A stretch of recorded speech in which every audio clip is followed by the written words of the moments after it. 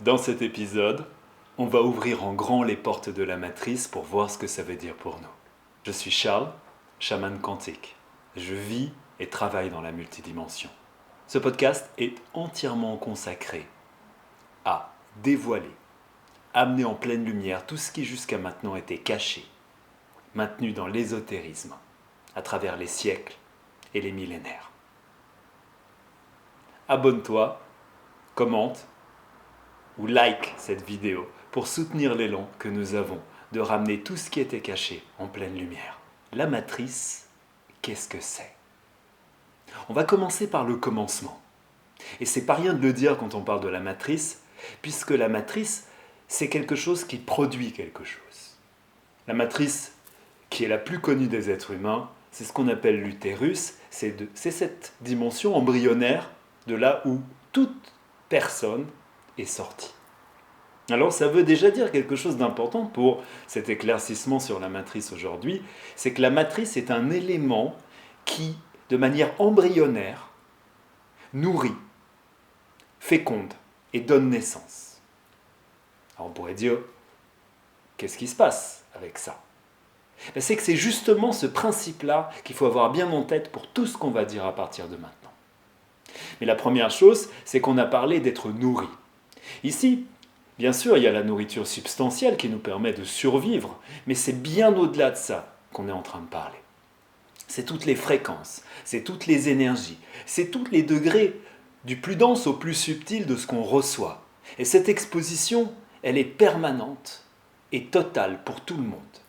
On reçoit des programmes génétiques, on reçoit un génome, on reçoit les idées, croyances de nos parents, on reçoit les programmes de la société, on est bombardé en permanence de fréquences. Et c'est cette dimension-là de la matrice qui est intéressante à rencontrer aujourd'hui. Mais au-delà de ça, il y a aussi la manière dont on connecte différentes choses qui sont présentes dans le champ unifié. La matrice, c'est l'ensemble de tout ce qui est et qui interagit de manière intelligente avec nous. Alors la question, c'est plus juste de sortir, d'être ou de comprendre la matrice. C'est d'être à l'intérieur de la matrice et déjà de comprendre qu'on a un choix qui est celui qui ressemble à celui qu'on a de se nourrir de tel ou tel aliment. Déjà, on dit qu'on devient ce qu'on mange. Et là, c'est la même chose. Sauf qu'on ne mange pas que des choses physiques ici. Donc on devient ce qu'on consomme. Si on va consommer des croyances, des programmes, des atmosphères, des ambiances amicales et familiales qui sont en lien avec la concurrence, la colère, l'agressivité, la destruction, la négativité, la liste est infinie, ça va créer un type de résultat. C'est-à-dire que cet utérus dans lequel on va baigner à longueur de journée va forcément avoir une influence et va faire naître chez nous des choses. Donc c'est important de comprendre que la première marge de manœuvre qu'on a vis-à-vis de la matrice, elle est très concrète. Et elle nécessite qu'on prenne la responsabilité, au vrai sens du terme, de ce que nous sommes. La responsabilité n'a rien à voir avec la culpabilité, mais a tout à voir avec une reprise de notre souveraineté. Ça veut dire qu'on n'est pas obligé de consommer tout ce qu'on voudrait nous faire consommer. Et ça commence par les médias. Ça commence par les énergies qui sont autour de nous. Est-ce qu'on est dans des cycles toxiques au niveau relationnel ? Est-ce qu'on baigne dans telle ou telle atmosphère ? Et si c'est le cas, la première chose qu'on peut faire pour prendre un espace de liberté, c'est couper, détacher, changer, éteindre la télé, ou ne pas être exposé à telle posture médiatique qui est génératrice de peur ou d'angoisse, par exemple, ou de violence. Mais bien au-delà de ça, il y a quelque chose d'important et qui commence à être le cœur de ce qu'on va rencontrer ensemble. C'est qu'on ne peut pas faire semblant de ressentir, de vivre et de comprendre que l'univers entier qui s'établit autour de nous est lié à des influences, lié à ce qu'on appelle des égrégores. Les égrégores, c'est quoi ? C'est des clusters, c'est-à-dire des noyaux, c'est-à-dire des constellations d'énergie qui, pour des raisons de commune résonance, commencent à s'agglomérer ensemble et à créer des égrégores, c'est-à-dire des mondes complets en soi dans lesquels les choses se vivent et se comprennent d'une certaine manière. Et on pourrait dire, mais tout le monde voit les choses d'une manière identique. Et pourtant, on se rend bien compte que ce n'est pas le cas. On peut vivre dans la même famille, on peut vivre dans la même maison, dans la même ville, et vivre des réalités complètement différentes. C'est parce qu'on connecte des matrices qui sont générées et porteuses de valeurs et de programmes spécifiques. Or, c'est ça qui est intéressant à considérer. C'est de quoi j'ai envie, avec quoi j'ai envie de vivre, avec quoi j'ai envie de construire ce que je suis. De quoi je veux me nourrir, mais aussi quel choix je fais. En fonction de nos valeurs, en fonction de nos états d'esprit, en fonction de la manière dont on va vivre notre quotidien, on va être plus ou moins consciemment magnétisé vers quelque chose. Et c'est là que le problème de la liberté se pose. C'est qu'on ne se rend pas forcément compte qu'on rentre en pilote automatique.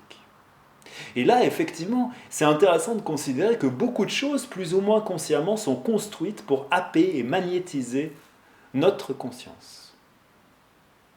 Et c'est toutes ces choses qui prennent du temps et de l'espace dans notre monde sans qu'on puisse vraiment sortir la tête du guidon. Du coup, au lieu de vivre une vie co-créative, indépendante dans sa souveraineté, on est happé de manière plus ou moins hypnotique par des chemins de vie tout tracés qui sont déjà programmés et qui sont le fruit de programmes et d'accords qui sont plus ou moins inconscients et parfois conscients chez tous les êtres humains. L'idée d'accord, c'est quoi? C'est l'idée du fait que finalement notre réalité, elle a l'air concrète, elle l'est, mais il y a beaucoup de conventions, il y a beaucoup de contrats plus ou moins conscients qu'on passe avec la vie. Et à chaque fois qu'on souscrit à une croyance, plus ou moins consciemment, on adhère à un contrat. Et à chaque fois qu'on adhère à un contrat, on adhère à des dimensions d'un égrégore particulier. Par exemple, si on a des croyances dévalorisantes sur l'argent, on va adhérer à une certaine conception du monde dans laquelle la richesse matérielle va être difficile ou impossible. Mais dans tous les domaines, ces choix s'imposent. En fait, soit on choisit, soit c'est la vie qui choisit pour nous. Aussi, il est important de considérer qu'il y a des intérêts et des conflits d'intérêts chez les êtres, et qui se retrouvent dans tous les domaines de la matrice. C'est cette fameuse matrice qu'on nous présente parfois dans des œuvres, pour nous faire comprendre que quelque chose en nous est conditionné, quelque chose en nous est guidé à être plus un robot qu'un vrai être humain souverain qui créativement et librement choisit son chemin en toute conscience.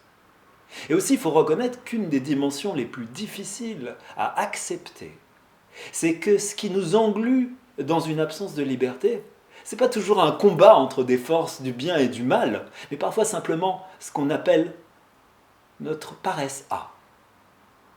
Notre peur de prendre ça en considération, quand on fait l'autruche. Et toutes ces dimensions où en fait on refuse de prendre le pouvoir qui est le nôtre, et donc forcément quelqu'un, quelque chose, un groupe, ou une dimension énergétique et de conscience va prendre le pouvoir sur nous, puisque c'est un pouvoir qu'on ne prend pas. C'est ce qui s'appelle la remise de pouvoir. Sous des prétextes divers et variés. Ma famille c'est mieux, la religion c'est mieux, telle ou telle personne c'est mieux. Et toutes ces remises de pouvoir font qu'on est plus conditionné par des choses extérieures que par la réalité de ce qu'on pourrait construire depuis notre monde intérieur. Et cette dimension est très importante pour toutes celles et ceux qui souhaitent vraiment se libérer de la vraie matrice. C'est de comprendre que d'abord on a besoin de faire un retour à l'intérieur de soi-même. Et dans ce retour-là, on va commencer à comprendre les programmes, les notions qui tournent réellement à l'intérieur de nous. C'est ce travail d'introspection intelligente dans lequel on va pouvoir commencer à y voir clair. Parce que tout ce qu'on va voir clair et qu'on va poser devant nous ne sera pas quelque chose qui sera derrière nous et qui va manipuler dans le décor ce que nous sommes, par défaut. Ce qu'on appelle la subconscience et l'inconscience, ou les programmes génétiques, ou toutes les croyances que plus ou moins consciemment, on a absorbées et qu'on vit jour après jour dans nos vies, sans toujours se rendre compte de ce qu'on fait. L'idée, c'est d'abord de faire ce retour-là. Et ce retour-là, c'est déjà une prise d'indépendance par rapport à cette dimension de nous qui est happée en permanence par l'activité, par le Shining Object Syndrome, c'est-à-dire quelque chose de plus brillant qui va happer notre attention, ou telle chose, ou telle manifestation extérieure, qui clairement nous empêche parfois, si nous ne prenons pas conscience de ce phénomène, de rentrer à l'intérieur de soi. Mais une fois qu'on a rentré à l'intérieur de soi, on peut ressortir et devenir l'être libre que nous sommes. Il y a aussi à considérer qu'on est là aux prises avec des années, des millénaires, des siècles de conditionnement, de groupes d'êtres qui ont imprimé leur marque sur notre champ informationnel et fréquentiel, c'est-à-dire nos corps énergétiques. C'est devenu une dimension épigénétique.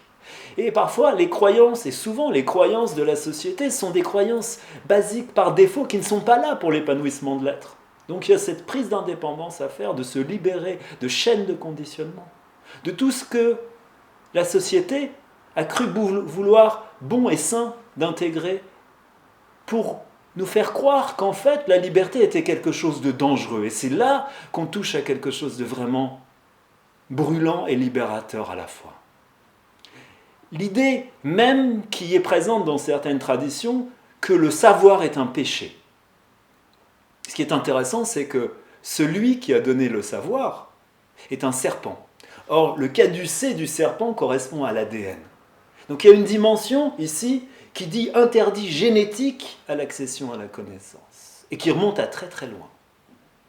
Donc au-delà de ces symboles qui nous montrent des choses très profondes sur la vie, il y a à comprendre qu'effectivement, il y a eu des volontés de nous empêcher d'être qui nous sommes.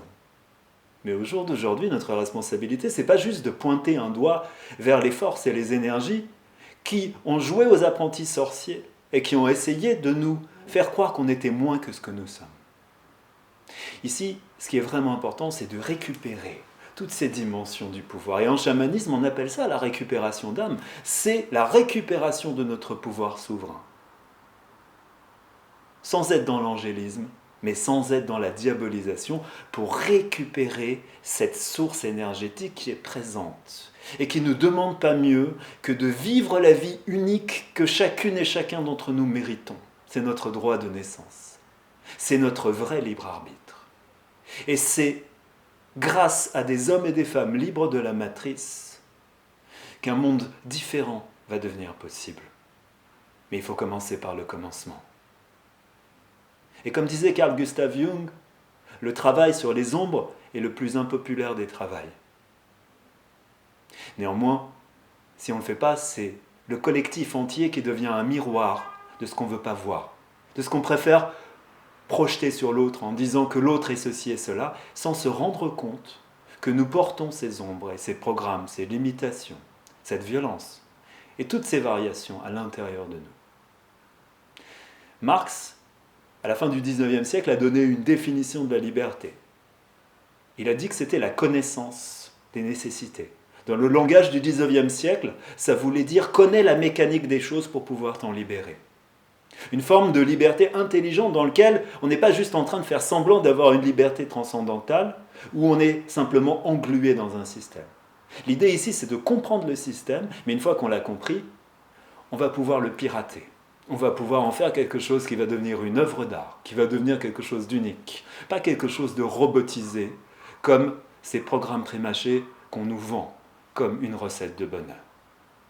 Alors, c'est le moment de devenir les êtres que nous sommes déjà quelque part, des êtres libres, co-créatifs,